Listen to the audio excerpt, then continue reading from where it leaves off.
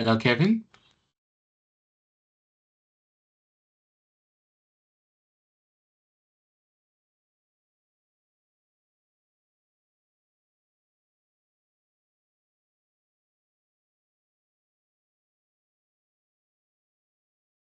Hello, Kevin. Can you hear me? Yeah, yes, I can hear you. Completely Jump. forgot. I completely forgot about this. Oh, so oh my, oh my. Oh, uh, I don't know why my mind. I knew this session was there, but in my mind it was tomorrow. oh, yeah. Yeah. But Yeah. anyway, So, it's fine. so there's one today and another one to follow up tomorrow as well. Yeah. Okay, no worries. Okay. All right. Let me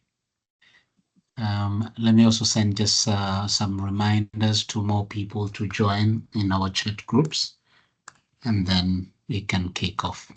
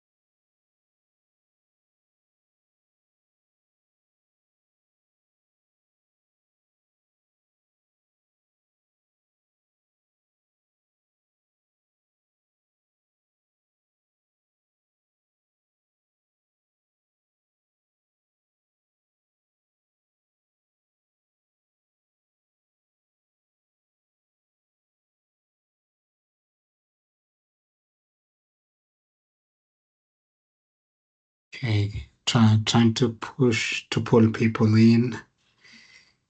Um, Were people sent reminders for this? come again? If people were sent for reminders? Reminders, yeah. Yes, yeah. People had been sent for reminders. Um,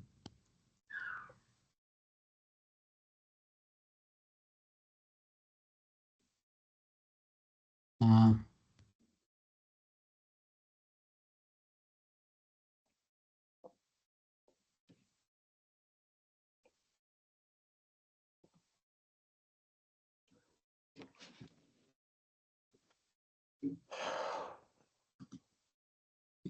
Normally, we normally have the sessions on Tuesdays and Thursdays. So maybe most people, because they're used to the Tuesday, Thursday sessions, Okay. they were not expecting us. I think that's the thing. Yeah. And I also don't know. I think when I was putting out the date, when I was suggesting Yeah, the date, yeah. I don't know why in my mind I knew that I have this session tomorrow. On a Tuesday, right? Yeah, I knew Okay. that. Hello, gentlemen. Good Hi there. day, good morning, good evening. Takani here, South Africa, so it's evening for me. So, Good evening. so I'm glad we Yeah. have this session because I have my test tomorrow, 1 p.m. So, Oh, as okay, much as okay. you were prepared for tomorrow and another day. I know that we Right, do have the sessions on Tuesdays and Thursdays, but right, since on right. Thursday we didn't have a session, then Yes. Nelson organized this one for today specifically. So I'm thrilled Right. about it, as few as we Yeah. are. Thank you. So I'm Okay. looking forward to the session. Amazing. Okay then. All right. And all the best in your exam tomorrow. All right. Thank you. Let's Statistics show those see. people who attend this class and that they have a test tomorrow, they pass. Yeah. And as you can always see, very good results on the chat option. People just sharing how they passed the exam. Mm. Uh,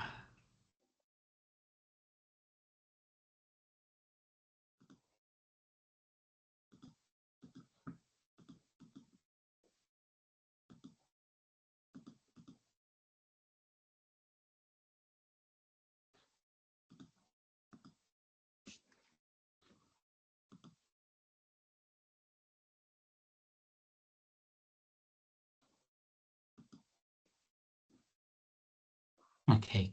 Since Kev time, you're already 10 minutes past time. Um, what's the best way to manage this? Do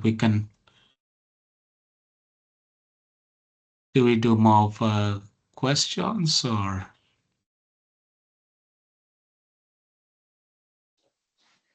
More of what could be the better way just to manage the session with the few people that we have? I just say, well, I think I'll just you do the record. Now that you do the recording, I think I'll just Oh, proceed to okay.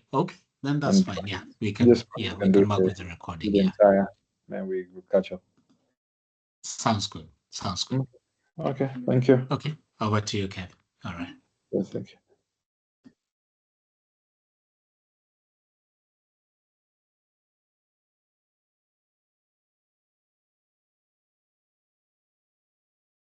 Let me know if you're able to present. If you're able to present your PPTs. Uh, Let me see. I think I Okay. should be able to. I Mhm. should be able to share. Okay. Uh, I'm not a familiar user. I usually use Zoom more frequently. So sometimes Oh, okay.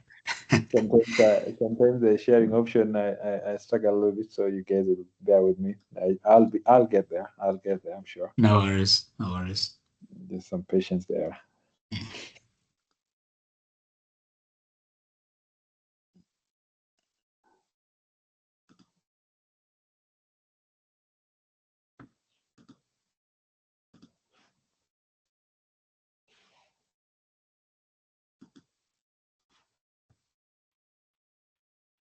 There we go. Okay. Perfect.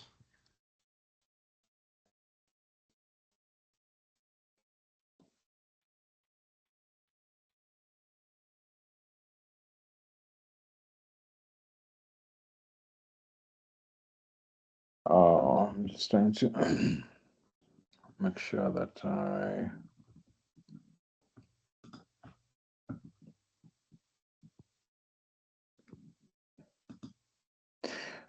I'm not sure. Are you are you seeing the presenter view or the? No, no, we're actually seeing the presentation. It's actually okay. We're not seeing your presenter view. Oh, you're not seeing the presenter view. You're just No, seeing the slides. the slides. Yeah. Okay, that's fine. That's fine. Just want to make sure that everything is okay. So, good evening, good morning, good afternoon, team. Welcome to this session. Sorry for the short delay there. Very honestly, I know that we were to have my mind at the back of my mind, my subconscious mind. I knew this session was tomorrow the same time. So luckily, I had just beaten the traffic to get to the house, so I just had to set it in haste. So that we have this session, but all well. So I'll be taking you through a very brief presentation. We'll have a couple of questions here and there, just for you to appreciate, this whole people domain. So as you could be aware, we now have 3 domains in your PMP exam prep. You have the you have the people domain, you have the business environment domain, and most definitely the processes domain. So tonight we will be looking at the people domain. I'll be looking at a couple of things. Hopefully, the next 2 hours will be beneficial. Glad that some of you are already getting ready for the exam. So I want to wish you well, even as you prepare. So hopefully, this session will be of much value to each one of you. So we want to look at support the project team performance. And in any project, we execute projects through people. We can never say that any project is a success if we do not have team members, if we do not have people. So as you look at your project management, it's important to appreciate the people aspect, because people do the work. People do the work. And that is very key. Those of you who are getting ready for the exam tomorrow, you should be knowing, for example, in Agile, we say that the team is self-organizing, right? That we don't have this kind of command control that we ordinarily will have in other most leadership. So this evening, what we're going to look at is, first, we want to appreciate this idea of ensuring that the team members and stakeholders are adequately trained. Then we'll appreciate building a strong team. Then we'll address this idea of removing impediments, obstacles, and blockers. So along the way, we talk a couple of things, for example, the motivation theories, all things that you need to appreciate when it comes to dealing with people. That's my contact there. Should you have anything that you want to check out later, you can always contact me. So I always tell people I'm a product of the product. In the space of, I'm an engineer by profession, but largely deal with projects, engage with project teams. So wherever I talk about, project management, I always want to talk about it from the perspective of a very practical approach to it, because I believe that, um, any successful strategy of any organization, the only way it comes to life is through projects. So hopefully throughout this class, that comes out very clear as well, that how do we make sure that we are managing our project teams well. So we want to start with the first one, which is ensuring team members and stakeholders are adequately trained. ensuring team members and stakeholders are adequately trained. So if really people are the center of any project, you're not going to have a successful project unless people have the ability to execute the project. And really, that's the very reason why we have to make sure that people have adequate training. So the learning objective here is to understand the importance of training, team members and stakeholders, identify stakeholders, identify methods for assessing training needs, and explore best practices for implementing training programs within projects. What is the importance of training in projects? So it improves efficiency. So trained team members perform tasks faster with fewer errors. Now, you must, by now, especially those of you who are getting ready for the exam, I want to presume that you know the cost of quality. We have the cost of conformance and the cost of non-conformance. And the cost of conformance, we have preventive costs and the the what we call appraisal costs. And in the preventive cost, one of the preventive costs is the training needs. But when you train people, you minimize errors. It improves quality. Stakeholder alignment. You're able to have much more stakeholder alignment. So it helps stakeholders to understand the project goals, leading to better support. Remember that your team, the people, and when we're talking about people in this domain, I don't want you to just think about, and that's really the mindset of PMI, that what you see in your PMP. When you talk about the people domain, it's beyond the project team. It's the stakeholders, your stakeholders as well. So transition needs. So you appreciate, for example, when you're talking about requirements, generational requirements, you have to collect requirements. And one of the requirements is transition. How will you transit? So enhanced collaboration, it encourages teamwork and smooth communication. So you're able to communicate better. So we perhaps could be knowing the difference between explicit knowledge and tacit knowledge by now, I'll presume. So what is tacit knowledge? What is explicit knowledge? When we're talking about teams and training, it's important to appreciate and be able to differentiate tacit knowledge from explicit knowledge. Explicit knowledge that you can find in books, any knowledge that can be codified. You read a PMP, Pen Book 7th edition, you read the Agile Practice Guide, that what you get there is codified information. It is explicit knowledge. Anybody can read it, anybody can appreciate it. Tacit knowledge is personal knowledge that is difficult to articulate. So these are things like beliefs, insights. You work with somebody and they make decisions so urgent. They make decisions, you're like, how do they do that? I mean, this is a thing that we get over time via experience. So what gives you a competitive advantage in any organization is when you have tacit knowledge, because you can be able to do things. Sometimes people wonder, I mean, how do you do this? So you have to balance this. When you're handling projects and you people in your projects, it's important to appreciate that people have explicit knowledge and you need to train people, and from the trainings they get explicit knowledge. But also you have to bring this idea of training even within teams themselves, so that we can be able to share the tacit knowledge. This is people asking questions, people having mentoring and coaching, which perhaps you have appreciated as a way of forming a team. So how do you assess training needs? One of the mistakes that organizations and project teams do sometimes is to have a blanket way of training people. That is not the way to do it. So how you want to do it is to make sure that you have a proper assessment of the training needs. So initial assessment, this assessment that identifies the gaps in the training that what should this training address? Then we have continuous evaluation as we continue in the project, continually asking, you know,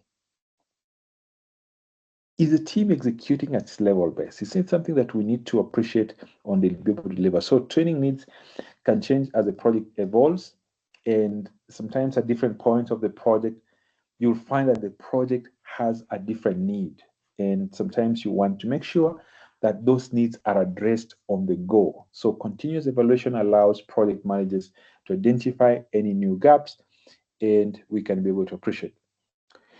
So once you've identified your training needs, you need to find then how do you execute this training. So you can do on-the-job training, you can do formal training programs, you can do mentoring and coaching. So on-the-job training, job shadowing, you have people working on the job. Formal training programs, you pay for people, your team to be trained on leadership. You feel they don't understand budgeting and risk management well, you pay for them to come, we come on board and we train them. So mentoring and coaching, this is a good way, especially for passing tacit knowledge. If you want to pass tacit knowledge, this is a good way of passing the same. So you really want to make sure that that is well articulated, and how you form the team and how you pair people up is very vital. So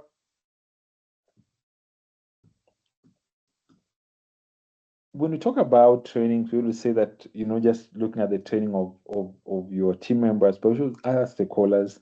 So what is your engagement strategy? So conduct regular workshops and briefings to ensure that stakeholders understand the project's technical and business goals. This is helpful, especially if you're thinking on how do you have better stakeholder engagement. Because if you have this, then you will have a case where people will understand what the project's all about. Then you are likely to have less resistant stakeholders for your project. So use feedback loops. Let's know what is working, what's not working. Gather input from stakeholders post-training to refine future sessions and ensure alignment. So just make sure that we have this feedback where people can say what went right, what went wrong, what can be improved. And of course, at the organizational level, you want to make sure that you are curating knowledge as an asset. Knowledge, projects generate so much knowledge. Projects are a rich source of knowledge. So you want to curate the same. Document any explicit knowledge for archival and sharing. When you're doing your lessons learned register, document that so that you can be able to use it in your projects, in your future projects. Encourage individuals to share tacit knowledge and collaborate. So you want to encourage team members, especially through how you form the team, to pair them up so that we have people sharing their tacit knowledge, their insights, and treat knowledge as an asset at the helm of the organization. When we do that, we're able to just appreciate. Incorporate opportunities for knowledge transfer within organizations. So networking opportunities, creating special interest groups. If you're working for a large organization, that would be a good way where you find people who are in marketing. They have a group for themselves. People who are handling this level of projects. So just a way of encouraging kind of a community of practice.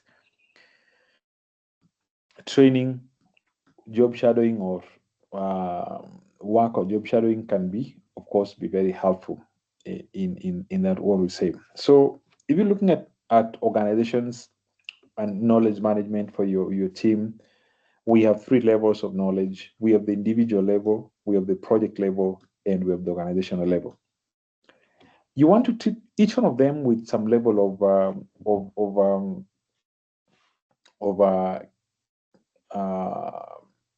intentionality, so that you, for example, when you are, at individual level, assessing the individual needs, at the project level, looking at the particular needs of the project. And sometimes the project needs vary from time to time. When you are in the initial phase of the project, the needs of the project might be very different from when you're in the later phase of the project. So acquire required knowledge through research and collaboration with the team. At the project level, you want to transfer knowledge from other projects and consult the project management office if you have. Then, of course, at the organization level, you can adapt knowledge from other programs and portfolio and just tailor them. So we say that projects are a rich source of knowledge. So please, if you find that you're doing a project and you've been able to manage risk in this particular risk very well, and it's something that we can document and use in other projects, by all means, let's do so. So I want us to look at a few quizzes on this area. I want us to look on a few quizzes on this area. I tell people, hey, if you're going to do your PMP exam, kindly just expose yourself to as many questions as possible. Just make sure that you get familiar with the questions as possible. So the drill here, we will read the questions, then we will use, I'm trying to see the chat option here. Okay, can I see the chat when I'm on this option? Unfortunately, when I'm on this side, I can't see the chat. Okay, try to answer, then we'll figure out how to navigate through. So as a project manager, you're overseeing a complex construction project. After an initial assessment, you realize that some of the team members lack the technical skills required to operate a new equipment. What should you do first? Now, ladies and gentlemen, in the PMP exam, you're going to find some questions which are referring to the idea of first. What should you do first? What should you do next? Now, when you find such questions in the exam, it's important to appreciate that it basically means that all the answers given will potentially be right, because the question is asking, what should you do first?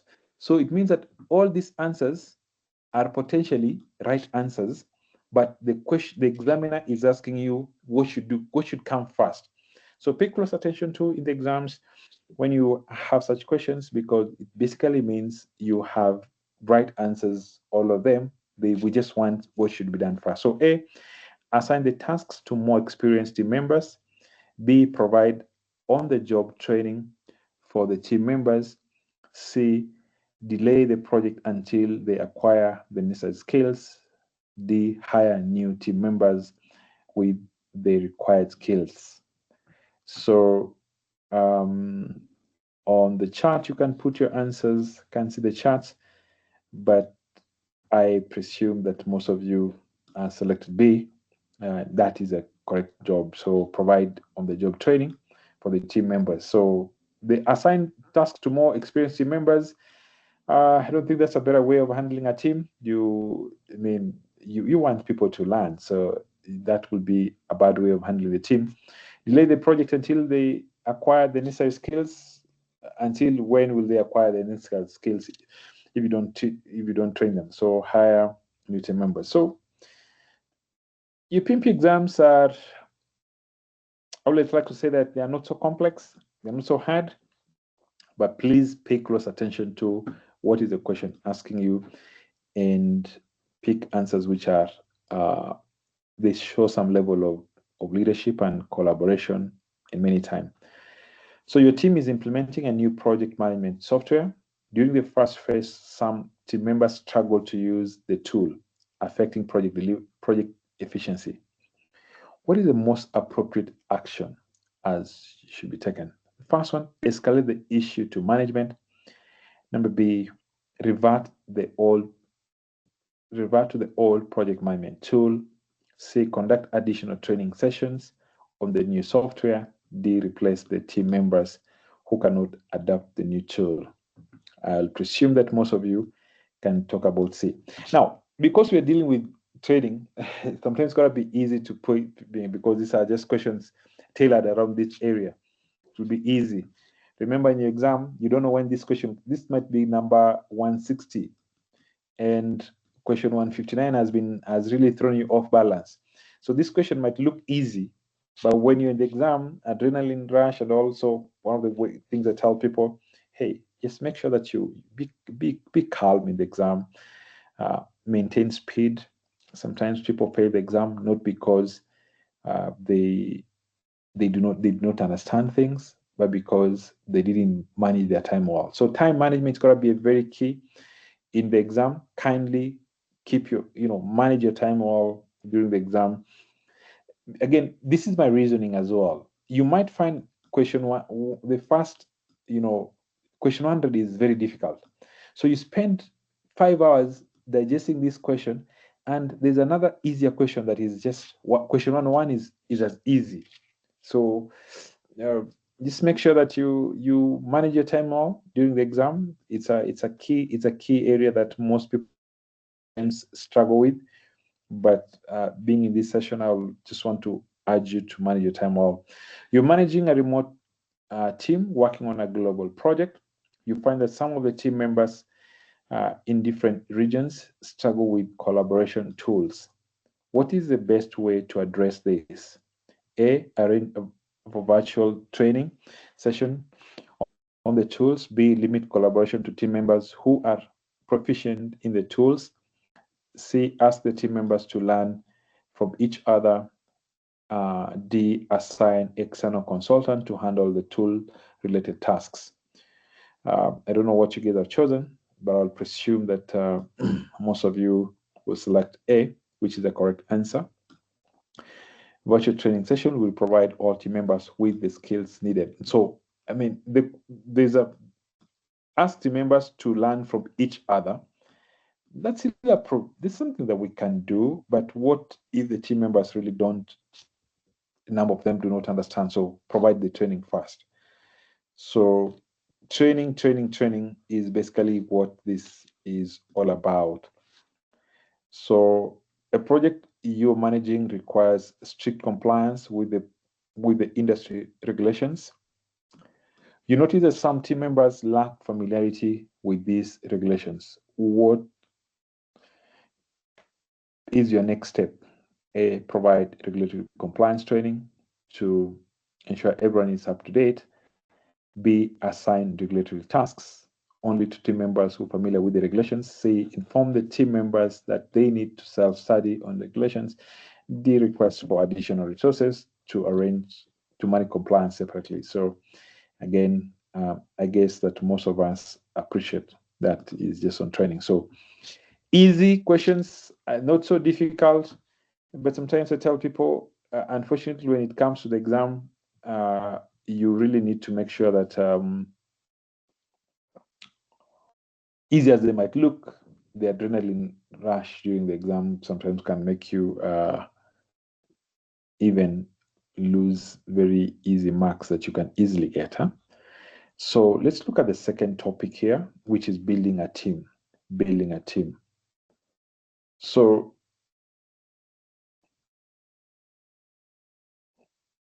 the success of any project is really pegged on the team that you have. And as project professionals, we always want to make sure that we're working with A teams.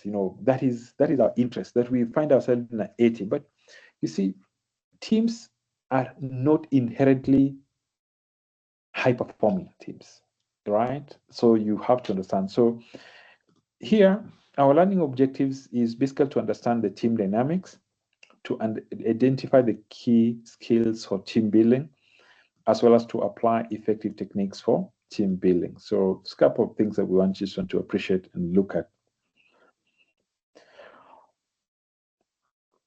Project professionals, you must have looked at the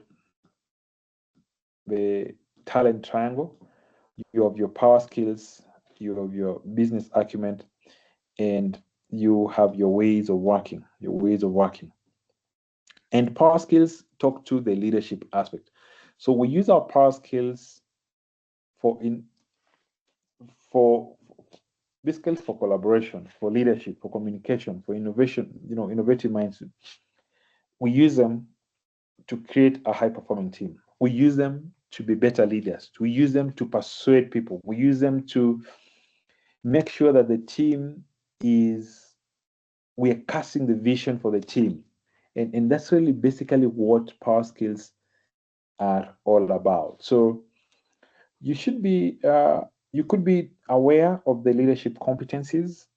If you aren't, please pay close attention to that, because as a project leader, as a project manager, one of the key things that our focus really is on leadership. Your ability to communicate well, your ability to solve conflicts. So you need to appreciate the conflict resolution styles that we have, smoothing, collaboration, and the likes. Critical thinking, very key. Getting to appreciate how the decisions we make today, what ramification do they have for tomorrow's impact in the project. So cultural awareness. You're working on a team with people who are not from your culture.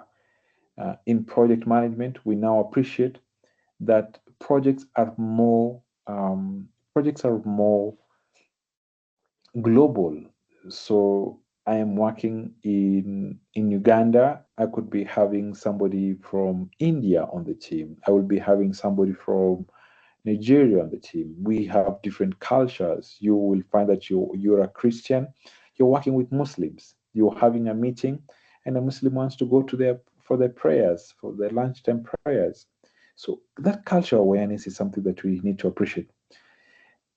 To appreciate that, yes, we want to have a high performing team, but we expect that the team is not going to be homogeneous. We have a heterogeneous people around us. So how do we make sure that we are using the skill set for all these people, but we're still respecting the individuals? So decision making, very key. Emotional intelligence, be sure to know something about emotional intelligence before you go to your exam as well. Very key there. Expert judgment, facilitation, and all this negotiation and the like. So basically the competencies that you require to be a good leader. I'm sure you guys appreciate this more frequently. Now, some of the interpersonal skills that will help you be able to build a high performing team, be able to build a team, a strong team, is active listening, your ability um, to pay attention beyond the words. Listen with your eyes. Listen with your eyes as well. The cues that we give, communication style assessment, you need to appreciate what is the assessment style for each of every person on the team. Emotional intelligence as well.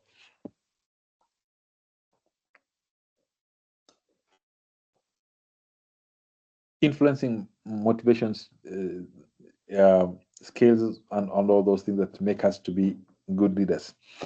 You could be aware of of servant leadership. That is, when we're talking about leadership, there are very many different types of leadership styles, but servant leadership stands out. And in agile teams, we say that you really want to be a servant leader. You really want to be a servant leader. The key concept here as a servant leader is that yours is to serve the team.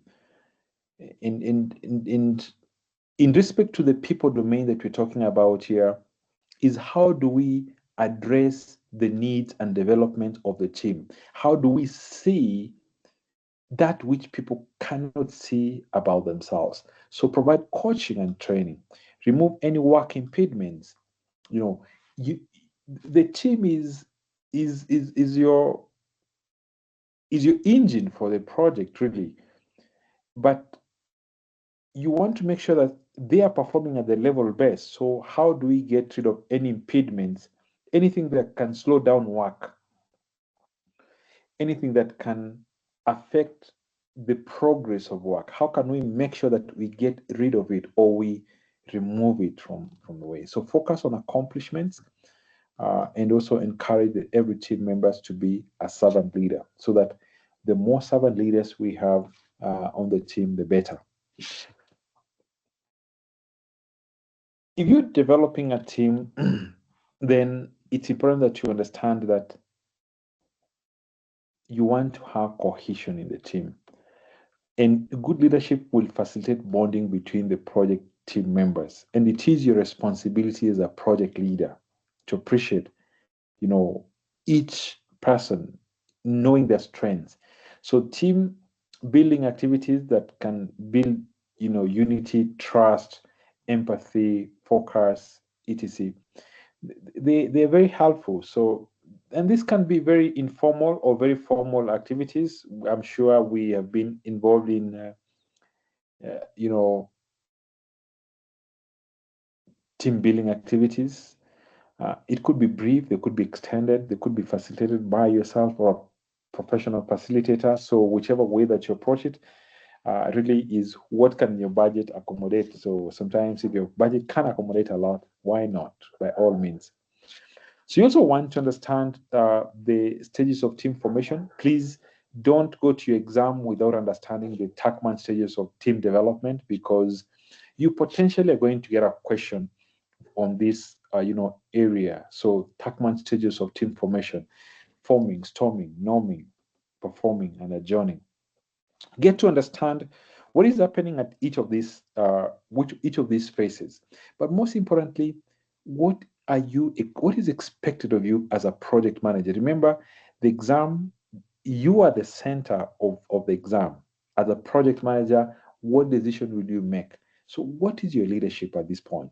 Forming. Team members are coming together, they're meeting to and begin to trust one another. What do you expect there? I mean, people are new, they don't know about the project. You are the vision bearer for the project. So yours here is to cast the vision for the project. Let people know what the project really is all about. You see, that is your responsibility. That is your leadership call when we are in the forming stage. What is your leadership's call when you are in the storming stage? What is the storming stage in the first place? Team members beginning to assert themselves and take control of emerging issues. Typically, you will find that here we have more conflicts.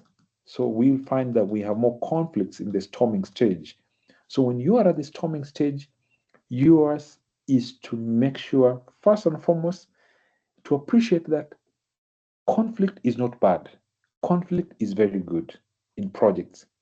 You want to avoid what we call the Abilene paradox. The Abilene paradox. Now, what is the Abilene paradox? The Abilene paradox is a case where all of us are agreeing to something. You really need to see the origin of this story, the Abilene. And Abilene is a town in Texas, the US.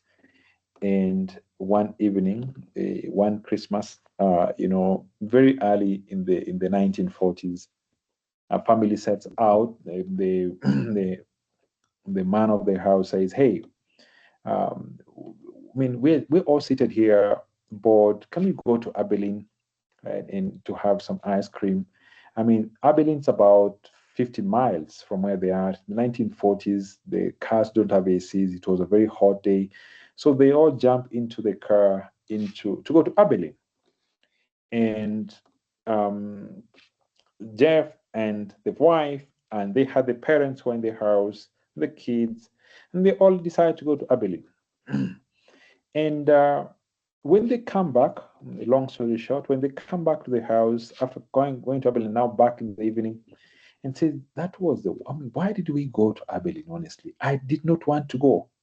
Then the wife says, the husband says, "I thought I was just treating you." Then the wife says, "But I thought you wanted to go." The mom says, I honestly did not want to go. I thought I was just supporting each one of you." So at the end of the day, it turns out that nobody at all wanted to go to Abilene. Very many times we find very many of our projects in that state where we all go to Abilene and nobody is quiet. Everybody's quiet. Nobody's saying, "Hey, must we do this? I don't think this is the right thing." And to prevent that, as a leader, you have to create what we call psychological safety. You have to make sure that you have psychological safety within your team. So, storming is a stage where you have a lot of conflict, but conflict is not bad because a case where you don't have conflict, maybe, just maybe, your team could be going to Abilene, and at the end of the day, everybody will say, why did we do that? So conflict is good. It shows that people having different ideas, but all that you want to do as a project team leader there is, hey, can we make sure that the conflicts do not escalate into personal attacks, and we know the ugly things that conflict can rise. Then, so for your exam, know that conflicts arise mostly in the storming stage. That is very key there. Norming stage, the team begins to work productively without worrying about personal acceptance. Then performing stage, the team is working optimally and productivity is high and collaborating is easy. So communicating easily, solving conflicts, its own conflicts, etc., adjourning the team members have completed the task. So please, ladies and gentlemen, make sure that you understand the team, these 5 stages before you go to the PMP exam, because you're going to get a question here in the exam. So kindly make sure that you understand what exactly is happening at each of those. Today, more than ever, we find ourselves working with virtual teams. I'm sure I work a lot with virtual teams. We are having this class virtually, and virtual teams is a way that organizations are embracing, because then you're able to get expertise from across borders without having to spend so much money, without having to spend so much budget. So but virtual teams can be very stressful sometimes, and people might feel isolated.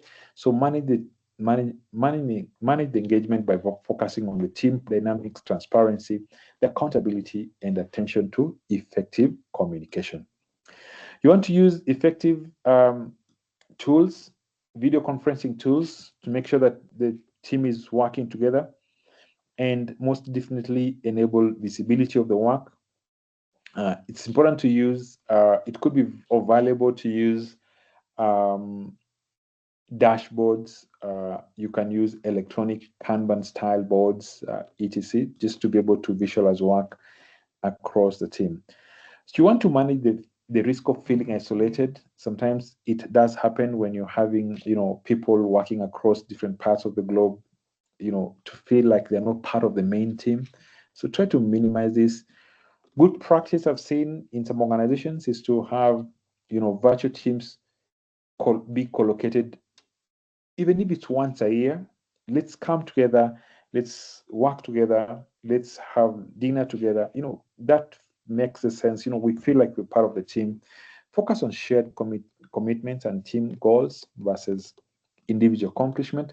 You could be a very good person. You are an A person, you are an A-star person, you are an A-star in terms of your skill set. But when we're dealing with a team, we want to focus on the team goals vis-a-vis, individual accomplishment. Because remember, teamwork makes the dream work. You could be, an A-star rated player, but if we cannot work with you as a team, we'd rather have you on the bench. We'd rather have B players who can work cohesively with the rest of the team. That is my policy.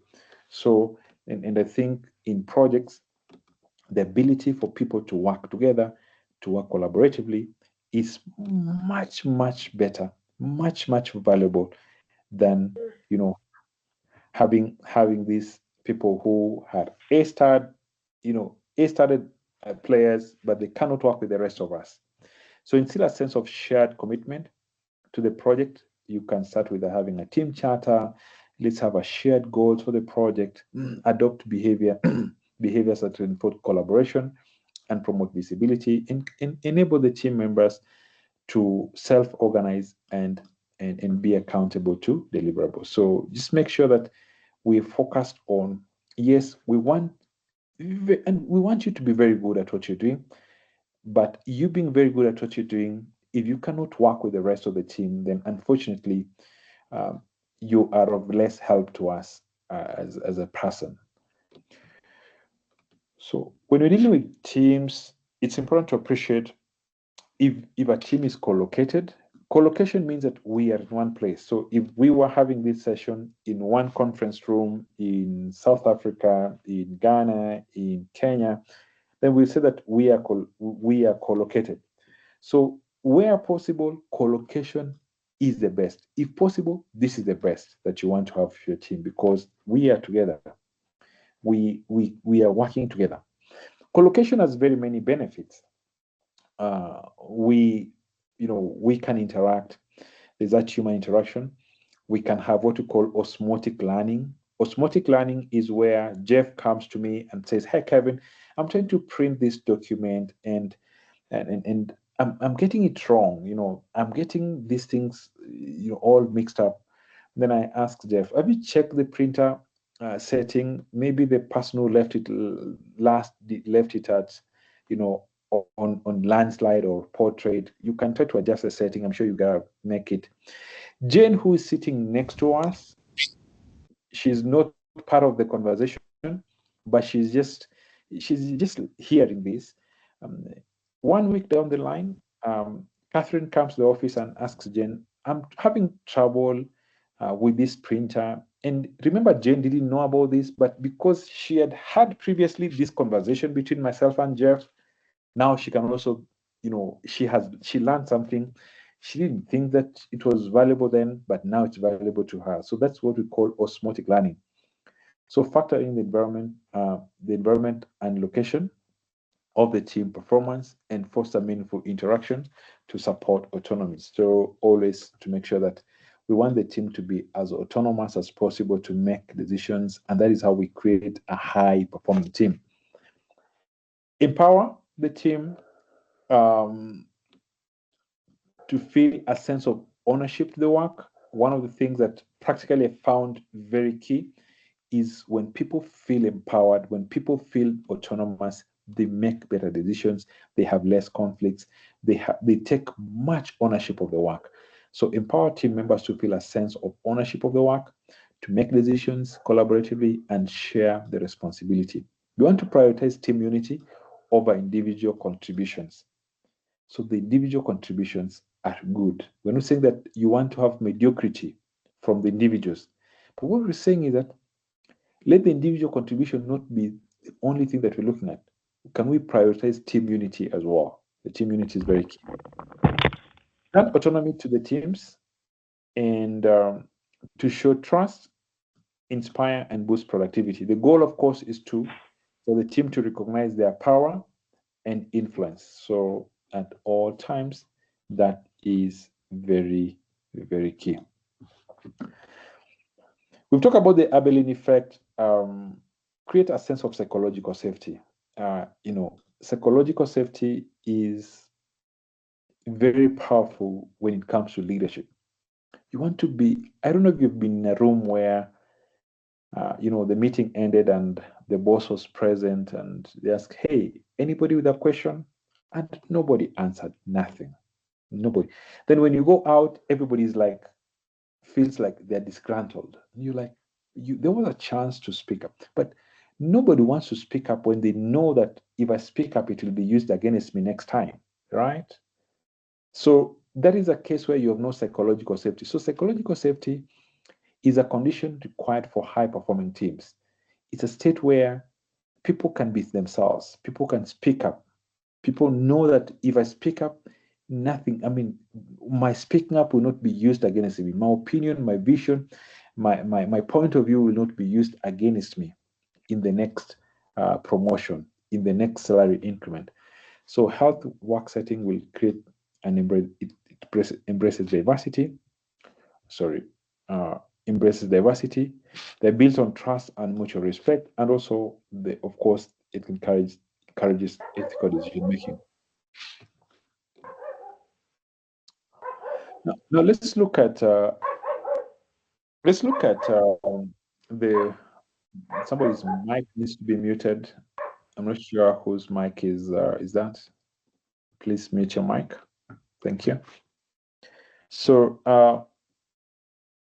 let's look at motivation theories. And this is very key. This is a very key area for your exam. Kindly make sure that you understand this for your exam. Don't go to the exam without understanding the motivation theories. I mean, one of the key things that when I tutor, anybody doing the PMP exam, I always say, hey, you have to know the low hanging fruits. So what are the low hanging fruits? These are things that when you know them and you master them, they give you some confidence. Among the low hanging fruits is motivation theories. The team formation stages that we've seen: forming, storming, norming. When you talk about the cost of quality, both cost of conformance, cost of non-conformance. When you talk about the 7 quality control tools, the 7 QCs. So if you go into any exam, I mean, and you do not know, for example, the Agile Manifesto, then those things are likely to throw you off balance. So it's always good to appreciate the low hanging fruits. The low hanging fruits really make you, they make you have some level of confidence in what you're doing. So Maslow hierarchy of needs, the Herzberg motivation hygiene theory, Mark Zuckerberg theory, X theory, Y, Mark Leonard's achievement motivation theory. These are very key that you want to understand. So let's brush through each of these. I know you guys already know this. Don't want to belabor so much here. Maslow hierarchy of needs, advanced by Abraham Maslow, founded, a very old theory, 1943. He basically said that, hey, human needs can be categorized into 5 categories. We have the physiological needs, we have the safety needs, we have the belonging needs, we have the esteem needs, and we have the self-actualization needs. According to Maslow, each of these needs have to be met at that level. So somebody whose their physiological needs have not been met, they do not strive for safety needs. They strive for. So you cannot start motivating somebody with self-actualization needs when their basic needs have not been met. So physiological needs, these are the basic needs that the body needs for survival: food, water, shelter, sleep. Physiological needs. Safety needs, the items that a person needs to feel safe from physical or economic harm. So you go to a job and you ask them, hey, how long do you need, for example, what is the notice period if you wanted to terminate me? Why do you need that? You just want safety so that if somebody wanted to terminate, if tomorrow they can wake up and terminate you, you don't feel safe. But if for me to terminate you, I need to give you a 6-month notice. I need to give you a 3-month notice. There's some safety sense there. It gives you, there's a safety valve that you have there. Uh, Belonging needs. People want to work in environments which are not toxic. So the desire to receive affection and be part of a group. So you will find somebody resigning from an organization. They're paid very well, very highly, but purely because they will tell you, hey, but why did you leave that organization? It was a toxic environment. I mean, you're like, really? I wouldn't want to leave that very good plum job. I mean, hyper toxicity. Until you get there, you're like, wait a minute. Yes, I have everything else here, but the environment is not good. So people now seek for this. Esteem needs, they have to do with recognition from others as well as from our own self-esteem. So esteem needs. So this is where you are given a job and they will give you a corner office. You have your own parking space. You don't go to serve tea with the rest of us. Your tea is brought to, on your corner office. We have all your names with your PMP, with your PhD, with your all this, there, all those accolades that you have to your name. Those are just esteem needs. Self-actualization is the desire for individuals to be who they were. At the end of the day, man must be what man was meant to be. So you find somebody at their 60s, they're trying to learn to play a musical instrument, and you're like, for what value is it? But they get some satisfaction from it. So self-actualization. Maslow, hierarchy of needs. Know this. It's important to know it. You need to know all these levels and get to know what comes after what, because your examiner might just want to see that, hey, do you know this?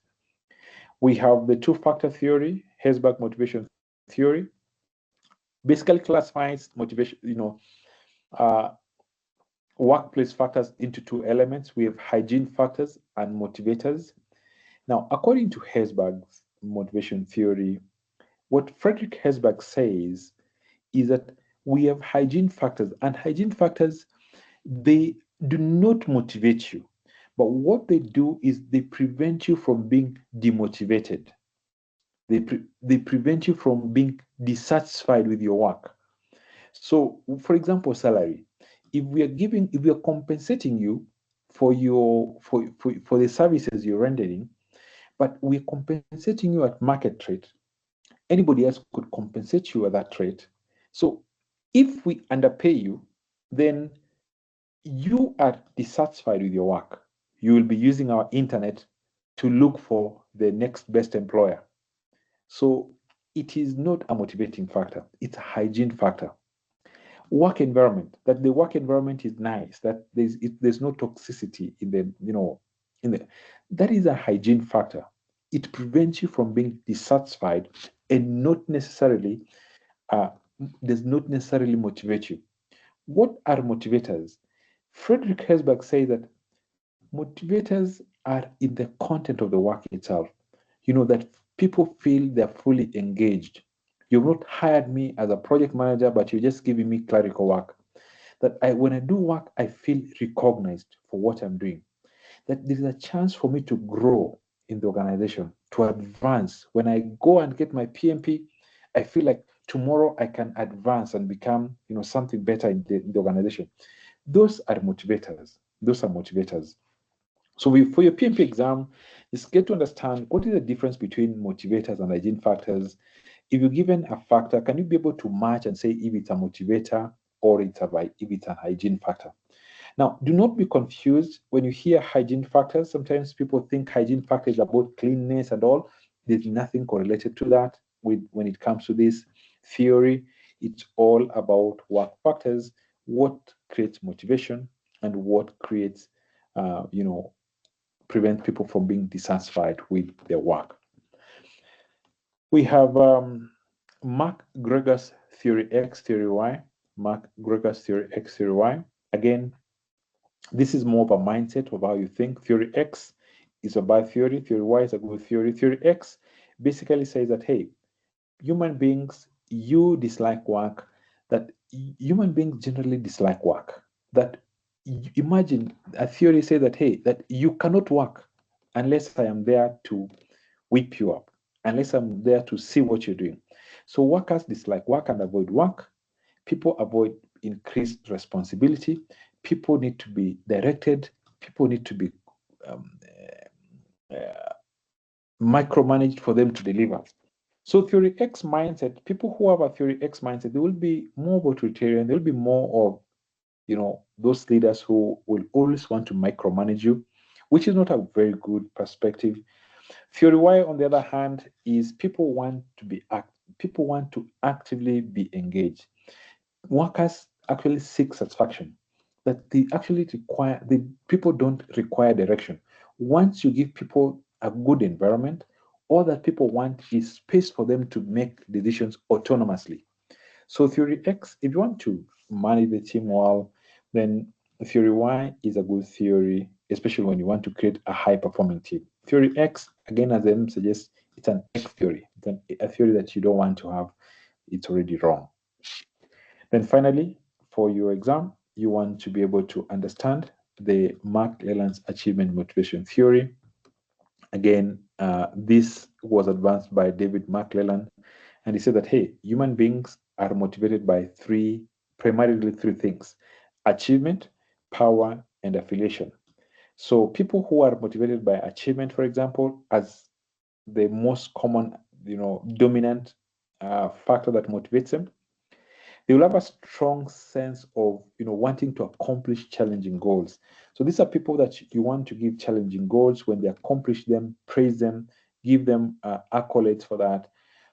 That is what motivates them. That's what makes them work a little bit harder, because they want to achieve. People who are motivated with power, they want to have a sense of control. As long as I'm the head of this this group, I'm happy. That motivates me. I'll go out of my way to control that. So they enjoy winning. They enjoy being at the helm. They enjoy being recognized as the de facto team team member, if that were the case. So if you have a task that requires somebody to lead it, somebody who's motivated with power is a good go-to person.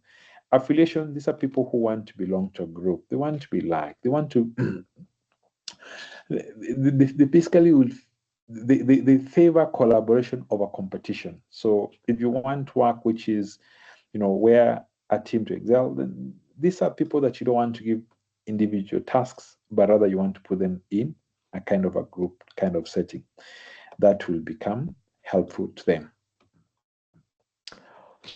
So you also want to make sure that you understand for your PMP exam, understand your emotional intelligence triangle, get to understand, what exactly, what are the dimensions of emotional intelligence.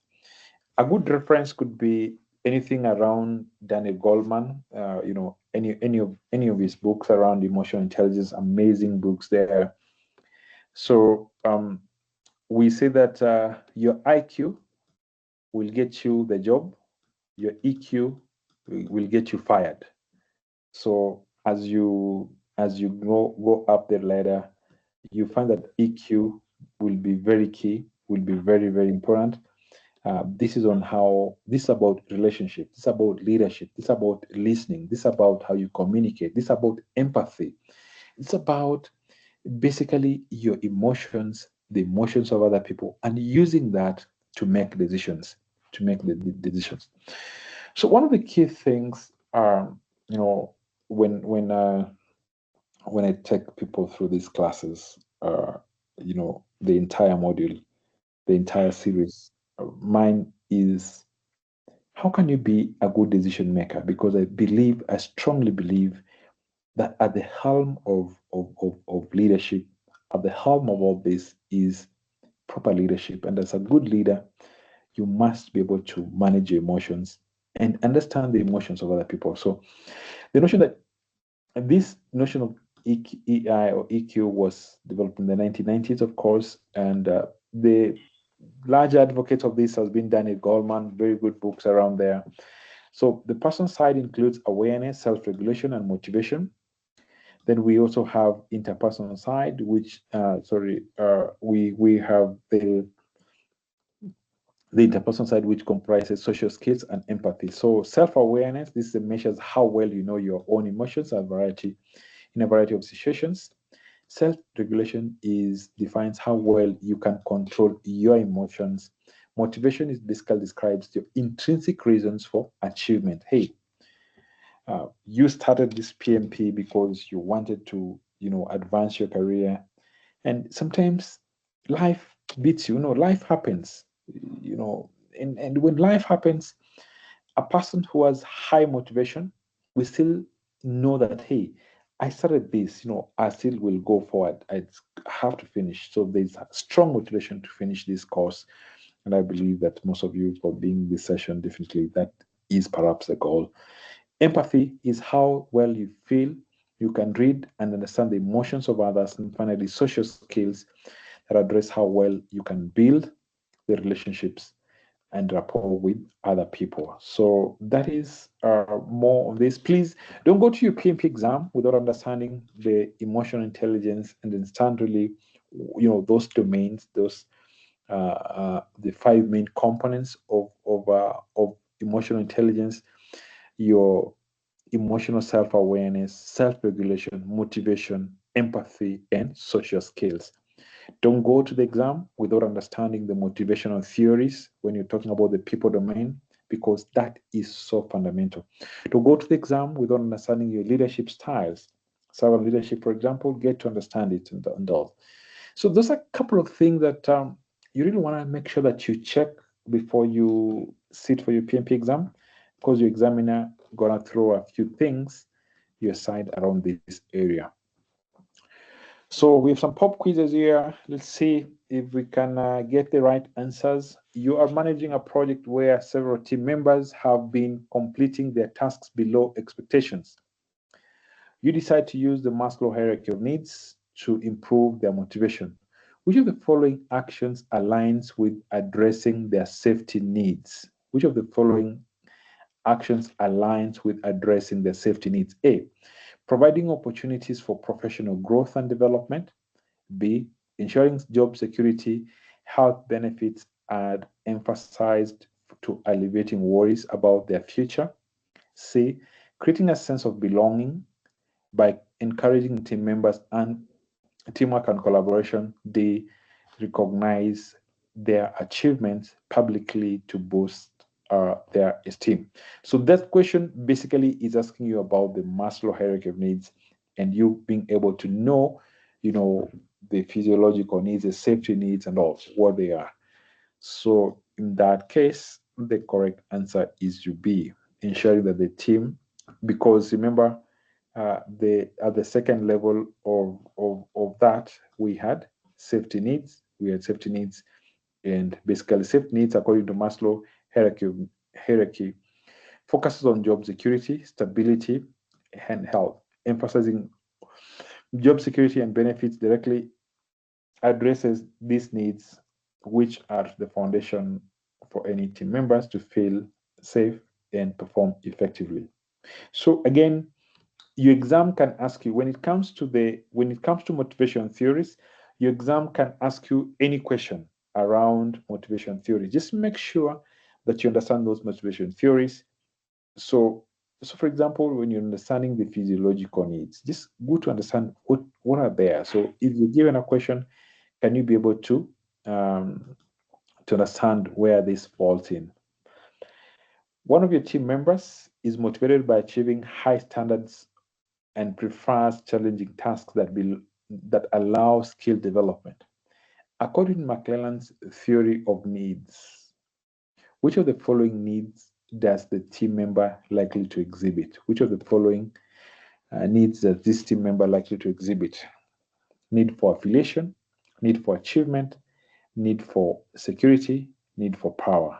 Again, your ability just to understand what that is, and the correct answer there is B.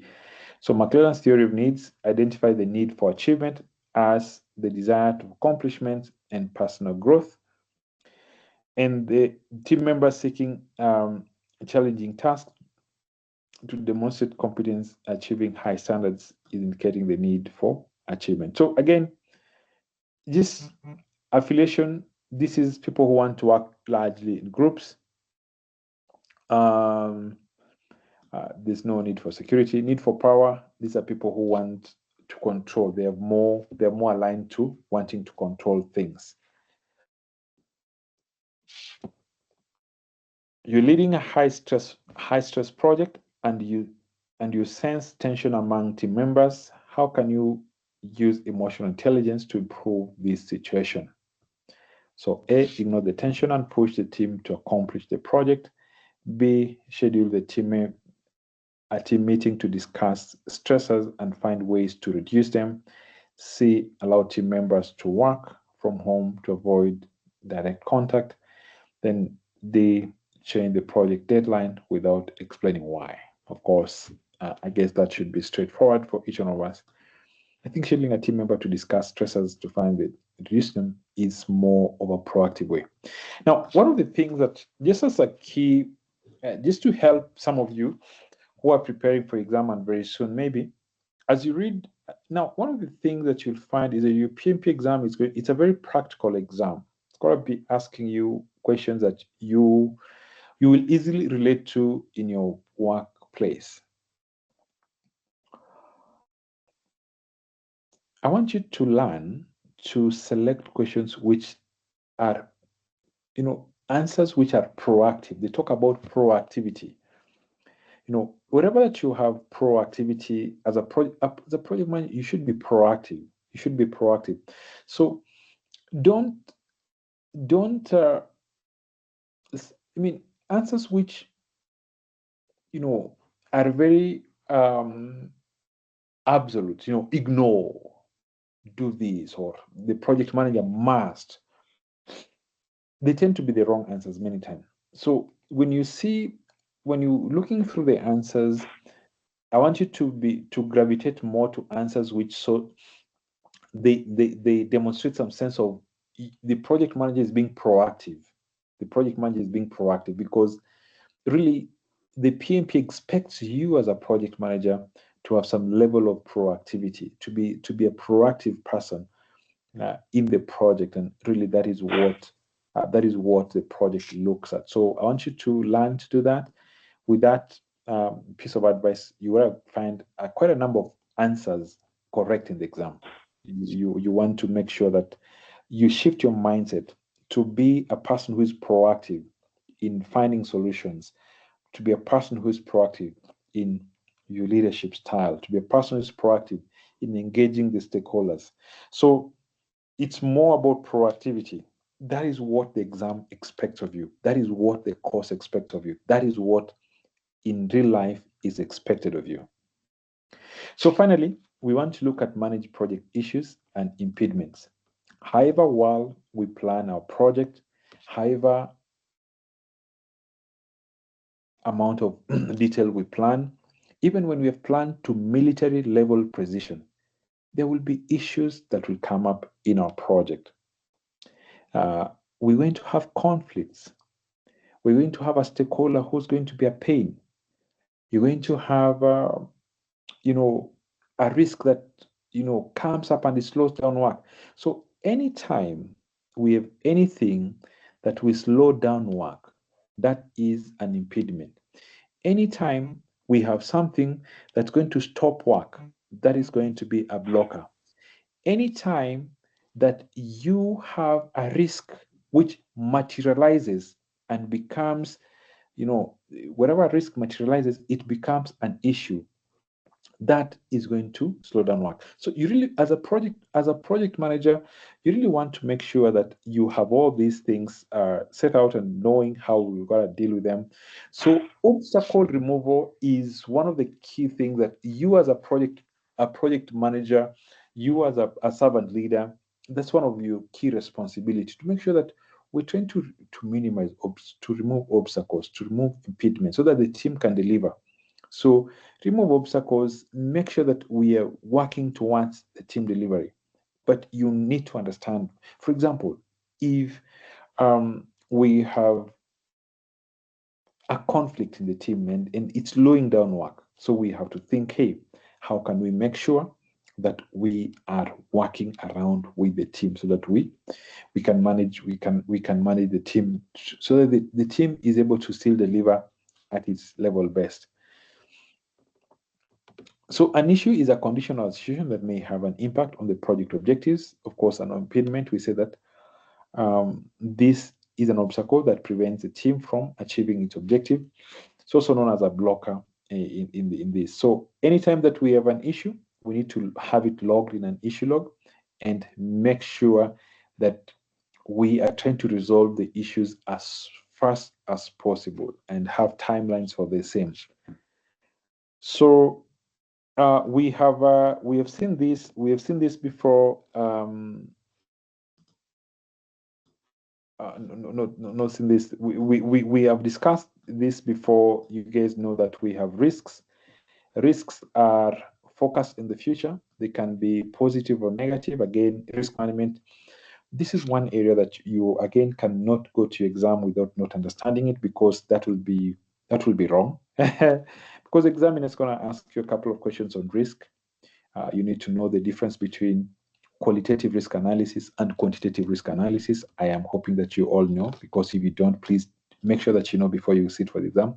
And in particular, the person who's doing the exam tomorrow, I'm saying specifically that for your case. If you don't know what the qualitative risk analysis is and quantitative risk analysis is, make sure you do it tonight before you check out, because that is going to be something that the examiner might potentially ask you. I hope you know the difference between a management reserve and a contingency reserve, because if you don't, again, your examiner is going to ask you something around there sometimes. So just make sure that you know those are the low-hanging fruits when you're preparing for your PMP exam. Those are the low-hanging fruits. You want to make sure that you have them. They are documented in a risk register. Risks are documented in a risk register, and the response is usually a risk response. Now, issues, when a risk materializes, we call them that, and that becomes an issue. It's focused on the present. It will also be always issues are negative. Wherever a positive risk or occurs, we still call it an opportunity. So they're documented on issue log, and the response is a workaround. The response is a workaround. So some guidelines there for managing issues, and make sure that they are documented in an issue log. Assign owners to each issue. Best industry practice is that, because remember, when you talk about the risk register, when you look at the risk register has risk owners. Now, best practice is that when an issue occurs, which is a risk has materialized, then the person who was the risk owner typically becomes the issue owner. Typically, doesn't have to be the case, but practically most industry standards, that's what will happen in most projects. So if you're the risk owner, your risk has materialized, then we will make you as the issue owner, because you understand more about that risk or that event. So give realistic due dates, discuss that in every meeting, and all those blah blah, many things there. This is just an example there of an issue resolution, an issue log that you might just want to appreciate, and I'm sure most of you already have discovered this.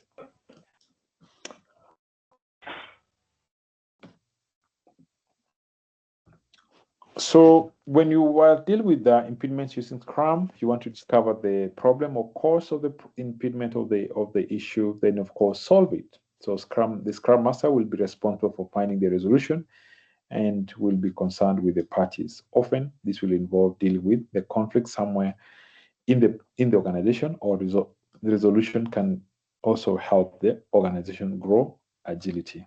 So just a couple of things there to hopefully make sure that we all appreciate.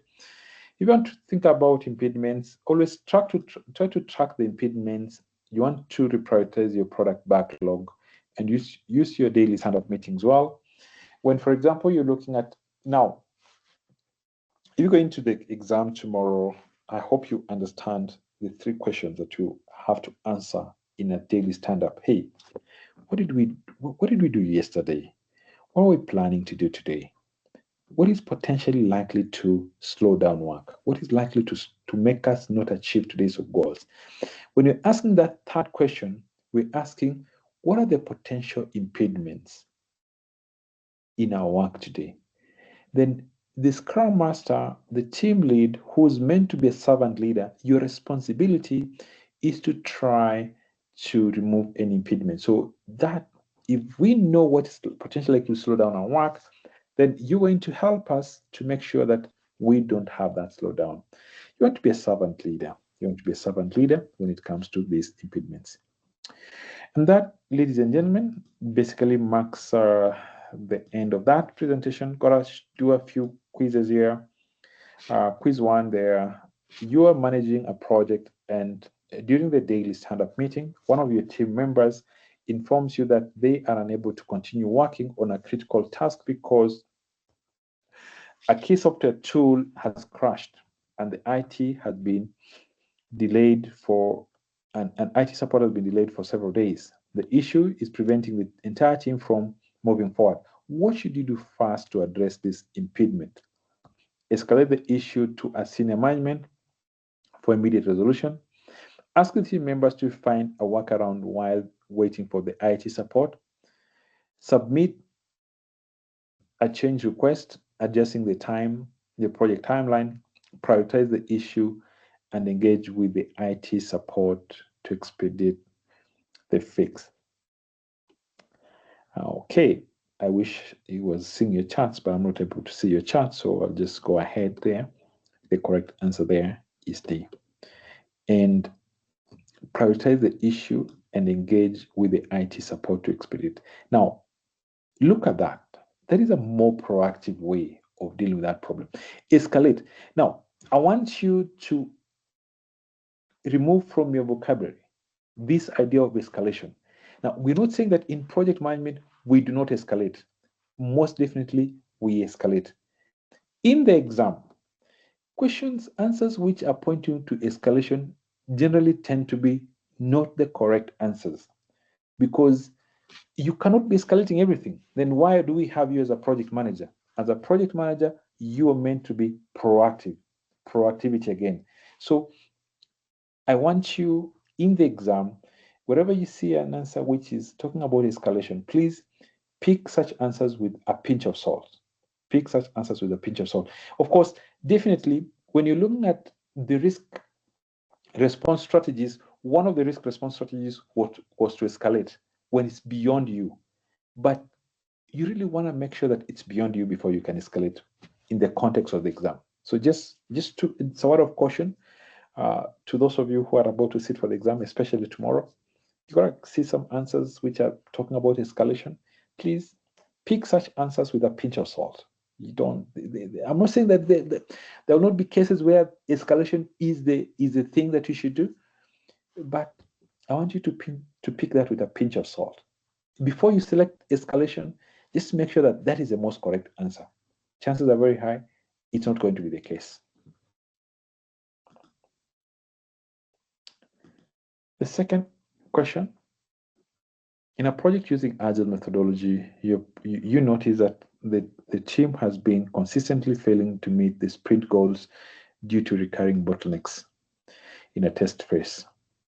The team has highlighted that this during several sprint retrospectives, but no action has been taken. What should be your next step as a project manager or scrum master? A, report the testing delays to the product owner and request additional resources. B, instruct the testing team to work overtime to meet the goals. C, facilitate a session with the team to explore the root cause of delays and collaboratively find solutions. D, extend sprint length to accommodate the delays in the testing phase. I believe those of you who've been keen with my explanation the last couple of minutes, I will almost assume that you'll pick C. Because why C? Some sense of proactivity there, some sense of proactivity. This thing of reporting, this thing of escalation, this thing of instructing the team to work overtime, fine. Can we find the solution? So C, much accommodative to us as a solution. Your project team is waiting for government approval that is critical for the next phase of the project. The delay in receiving this approval is jeopardizing your project timeline, and you have received no update from external agency. How should you handle this blocker? So create contingency plan to mitigate the impact of delay. Await for the approval before proceeding with the project. Escalate the issue to the project sponsor and request their assistance in expediting the approval. Pause all project activities until the approval is received. Now, this is a case where we have an external entity and create a contingency plan to mitigate the impact of the delay. I mean, this really talk much. We've not solved, so we've not intervened basically to have a solution. Yes, we can create a contingency, but the delay until when? Wait for the approval before proceeding. Well, yeah, we shall wait, and we have been waiting, but until when? So these are those cases where escalation then becomes the answer. So here, this is where we're going to accept with escalation. But again, remember I said, when you're picking escalation answers in the exam, please just make sure that that is the most suitable answer. That's the most suitable answer, because many times it's not going to be the case. I think that is the same answer there, the same question there. You're managing a project in a predictive environment. The project has encountered an obstacle due to a sudden change in regulations that requires adjustments to the project scope. Your team is unsure how to proceed. What should you do first to remove this obstacle? Update the project scope and continue with the project. Analyze the impact of the regulatory change and consult with the relevant stakeholders. Submit the change requests for additional project budget. Reassign the team to different tasks while waiting for, and that's not the correct answer. There is B. Analyze the impact of the regulatory change and consult with the relevant stakeholders. That is more proactive. That is what you want to check. So proactivity, proactivity, proactivity. So ladies and gentlemen, thank you very much for the opportunity. My name is Kevin Nikundi. I'm one of the authorized training partners with PMI. We based in Nairobi, Kenya. Peak Point Consulting Group is basically the entity that we use to train. And it was a great pleasure to join you in this session. I hope it was a valuable session just around people and people domain. And I hope we all have appreciated. So I can, if there's any question, I'll be more than willing to take it up. If not, I will stop there.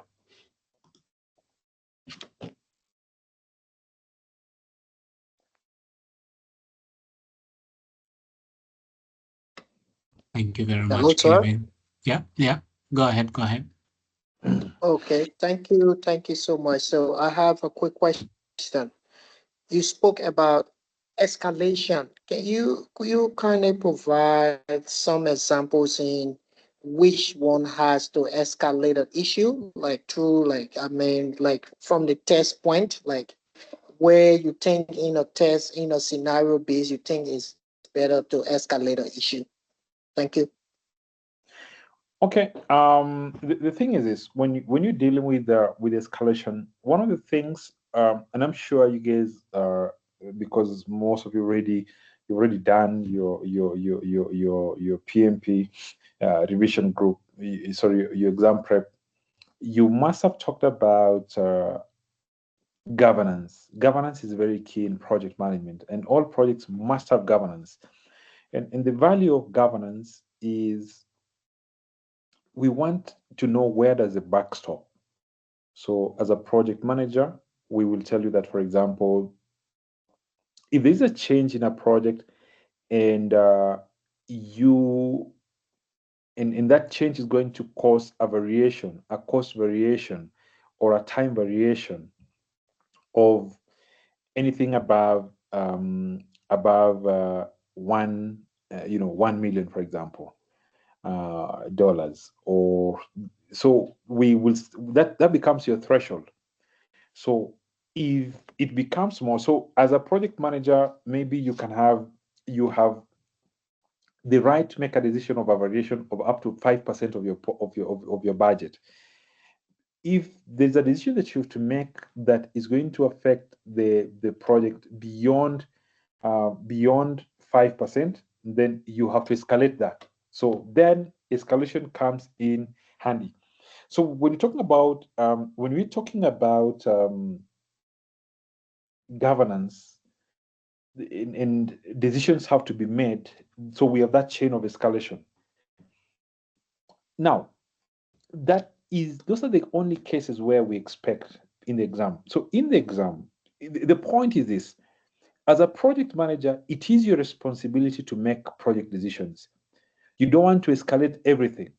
You don't want to, there's a small conflict, escalate. Why do we have you as a project manager? That is a school of thought. So you really want to make sure that anytime we're talking about escalation, it is real. It's got to be a real escalation. You're not just escalating for the sake of escalating. So escalation has to be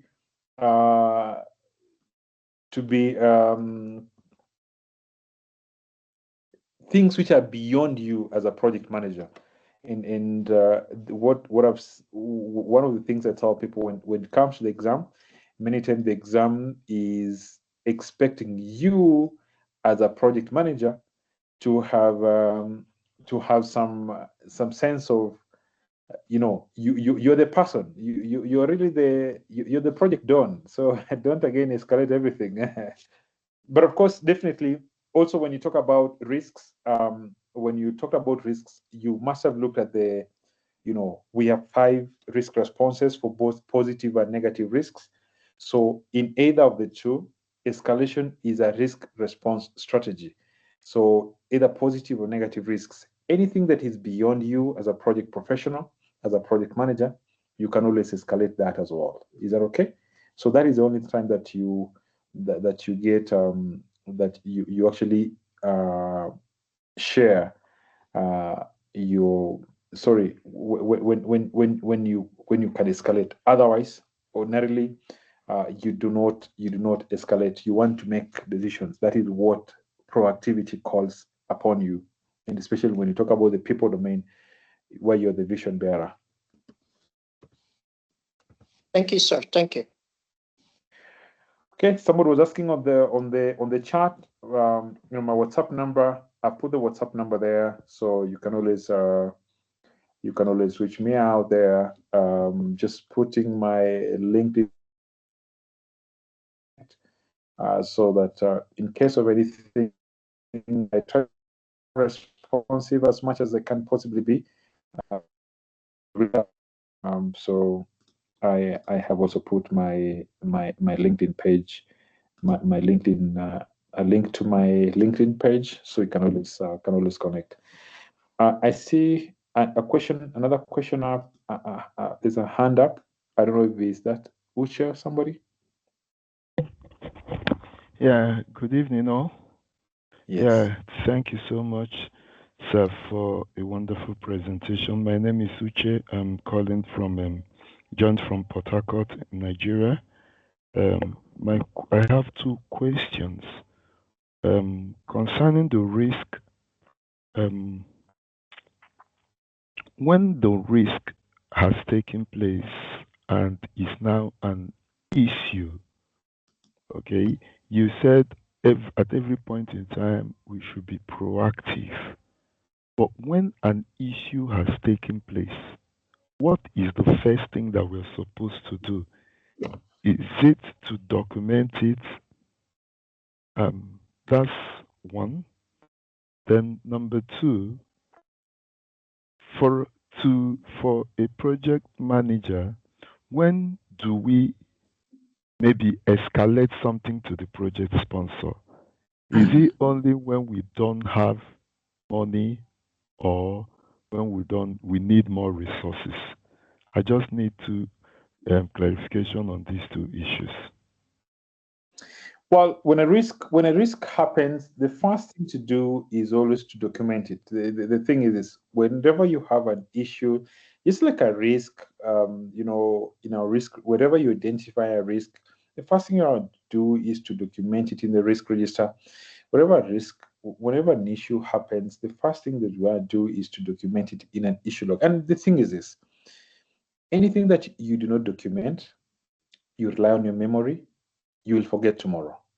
So documentation helps us to remember. Documentation helps you to track, these issues. So the first thing, always document. Have a person assigned to that. Let them now follow up on this issue. Let's have timelines. Let's have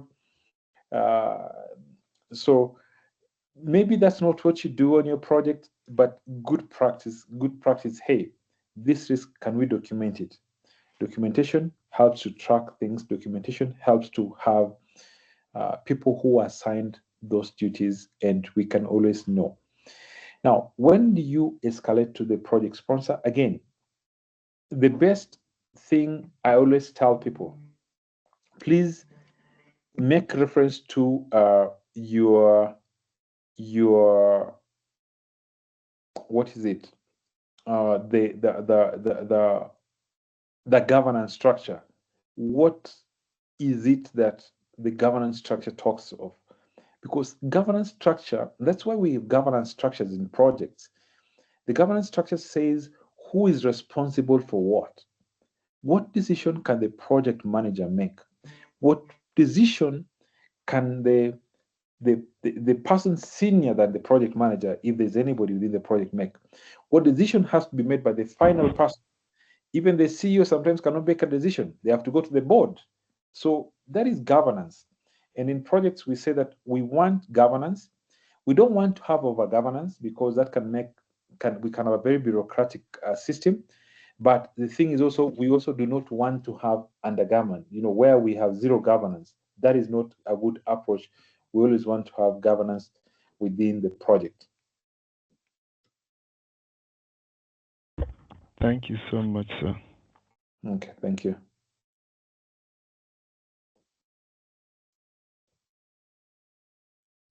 Okay, then I think we stop there for today. Yes, last question, please. I'm sorry. Hello, sir. Yes. Yeah. Could you please share the presentation? I mean, the question and answer was very helpful, and I really want to review them. Is it possible to please share the presentation? Well, I'm not sure I'm allowed to share the presentation because that's a property. But the thing is, the session was being recorded, so you guys are going to get access to all that presentation. You can just skip to that Q&A, and I'm sure you guys could be aware of the PMI Infinity tool. The PMI Infinity tool is a very powerful tool that you can use, for your questions, to generate as many questions as you want. So a couple of those questions are actually generated from PMI Infinity tool, and just amazing what it can do to you in terms of your revision if you use it well. I'm sure Anthony and the PMI team could have mentioned to you about the PMI Infinity tool, so I don't want to belabor so much on that one. Okay, thank you, sir. Okay, thank you very much. So Anthony, I think over to you. From this side, I'm done.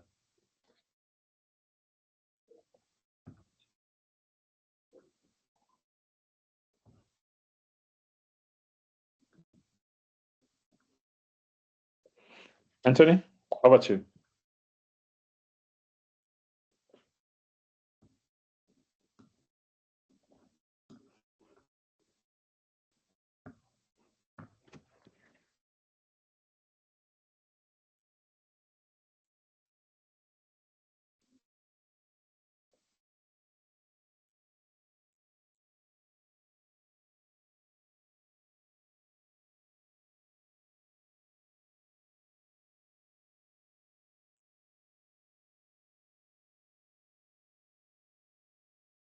Kevin, Yes. can you hear me? Yes, I can hear you. Okay. Will we be able to share the presentations with the team? I can share it with you so that you share with them. Okay. All right. Great. Also, we've shared on the chat for those who are not part of the WhatsApp group for the revision sessions. Feel free to join those groups as well. Those who are not part of the revision sessions. Okay.